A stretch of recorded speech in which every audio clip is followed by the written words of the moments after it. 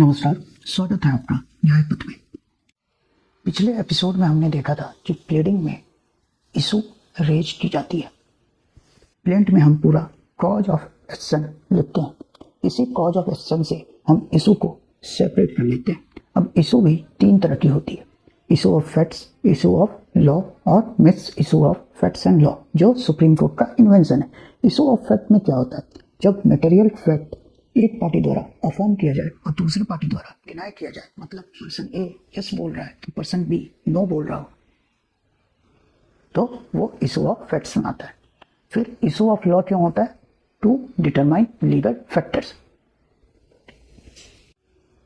Leading के कुछ rules हैं, जैसे it should be read as whole. हम पिक एंड चॉइस करके इसे रीड नहीं कर सकते।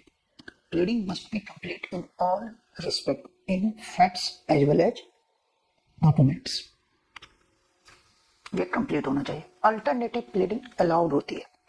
हम अल्टरनेटिव रिलीफ डिमांड कर सकते हैं, पर वो डिस्ट्रक्टिव नहीं होनी चाहिए, सेल्फ डिस्ट्रक्टिव नहीं होनी चाहिए।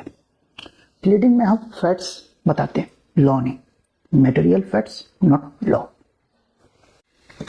अभी मटेरियल फैक्ट्स क्या है, इसे डिफाइन किया गया है ब्रह्म प्रकाश वर्सेस मनवीर सिंह के केस में।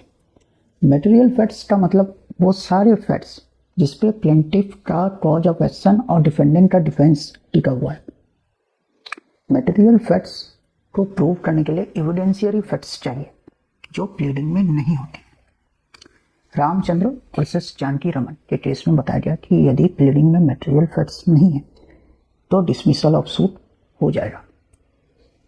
तो आज के लिए इतना ही, फिर मिलते हैं। Thank you.